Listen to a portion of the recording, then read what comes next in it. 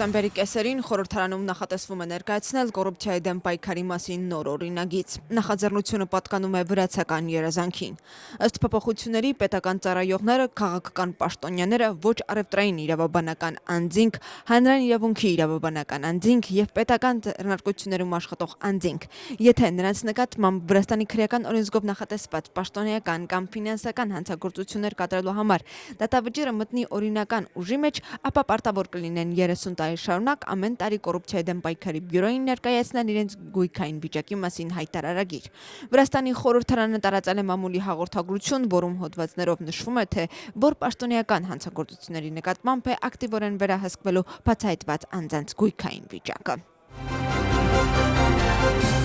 Ազգային շարժումն անցկացրել է հերթական ճեպազրույցը Լևան Խաբեիշվիլու գործի վերաբերյալ։ Իրակլի Նադիրաձեի խոսքով Խաբեիշվիլուն արգելվել է հանրության հետ ցանկացած շփում, ինչպես նաև զրկվել է զանգեր կատարելու եւ նամակներ գրելու իրավունքից։ Սակայն Նադիրաձեն ասել է, որ դա ոչինչ չի փոխի ու հոկտեմբերի 4-ին կառավարությունը միևնույն է խաղաղ կերպով կտապալվի։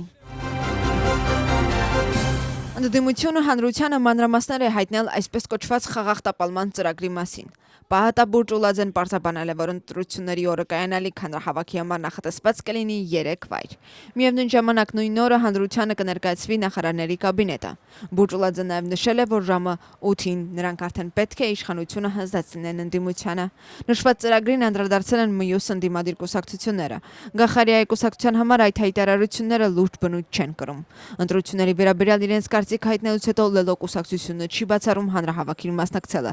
Իր հերթին իշխող թիմը խոստանում է խաղաղություն եւ լիարժեք ընտրություններ։ Այսօր հավանաբար քաղաքային դատարանը կքննարկի Էլենե Խոշտարյայի նկատմամբ խափանման միջոց կիրառելու հարցը։ Նիստում կհայտարարվի, թե ինչ կպահանջի քննչական մարմինը դատարանից՝ գրավ թե ազատազրկու։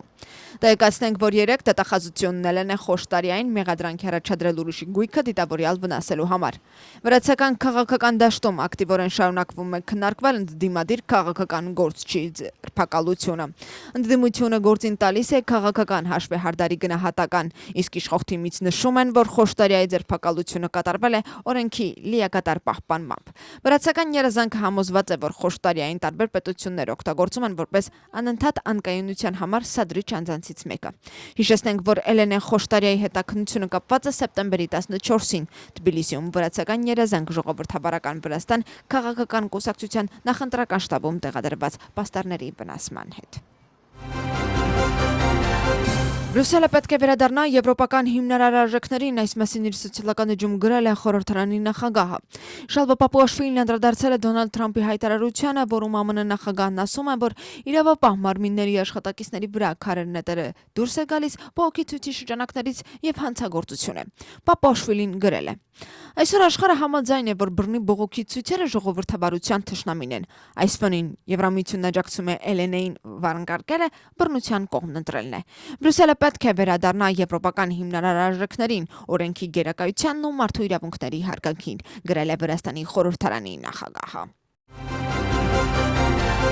ԱՄՆ նախագահը եւ առաջին տիկինը ժամանել են Լոնդոն։ Դոնալդ ու Մելանիա Թրամփները բնակություն են հաստատել Ուինֆիլդ Հաուսում, շենքում, որը 1955 թվականից ի վեր ծառայել է որպես Մեծ Բրիտանիայում ԱՄՆ դեսպանի նստավայր։ Թրամփը հանդիպել է ԱՄՆ դեսպանի հետ եւ շնորհակալություն հայտնել նրան կատարած աշխատանքի համար։ ԱՄՆ նախագահը նաեւ կարճ մեկնաբանություն է արել լրագրողների համար, նշելով, որ սեպտեմբերի 17-ը մեծ օր կլինի։ Ի գիտություն այսօր Թրամփը կհանդիպի Մեծ Բրիտանիայի թագավորի հետ։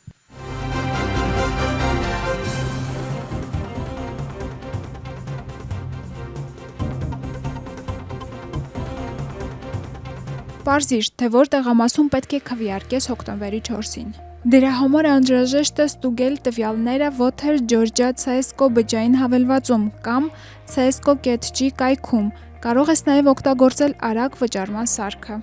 Ժամանակին ստուգիր տվյալները եւ օգտագործիր քարտեզը, տեսնելու համար, թե որտեղ է գտնվում քո ընտրատեղամասը։ Նկատի ունեցիր, ընտրողների ցուցակում փոփոխություններ կատարելու դիմումը հնարավոր է ներկայացնել մինչև սեպտեմբերի 16-ը։ ԿԸՀ ընտրությունները ընդհանուր գործ է։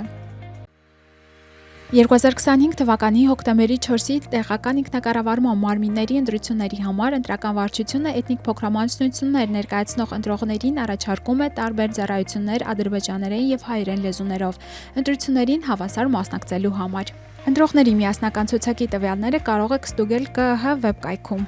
Թարգմանված է քվեարկությանը մասնակցելու համար։ Ընտրողների միասնական ցուցակ։ Ընտրական քվեաթերթիկը եւ դրա լրացման կարգը։ Քվեարկությանը մասնակցության պաստառ։ Ընտրությունների համար կարող եք կապ հաստատել մեզ հետ կապի կենտրոնի համարին 251 0051։ ԿԸՀ ընտրությունները ընդհանուր գործ են։